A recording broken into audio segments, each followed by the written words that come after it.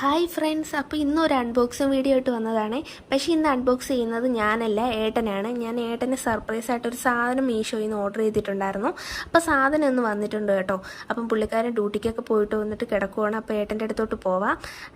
ഏട്ടനെ അങ്ങനെ ഫോൺ നോക്കി കിടക്കുവാണ്. അങ്ങനെ ഏട്ടനെ നീട്ടിയപ്പോഴത്തേനും ഏട്ടൻ ചാടി എഴുന്നേറ്റ് അത് മേടിച്ച് പൊട്ടിക്കാൻ തുടങ്ങുന്നുണ്ട് കേട്ടോ. അപ്പോൾ എന്നെ പോലെ തന്നെ പുള്ളിക്കാരന് ക്ഷമയില്ല. കത്രിക എടുത്ത് കൊണ്ട് വെച്ചിട്ട് പോലും കത്രിക എടുത്ത് പൊട്ടിക്കുന്നില്ല.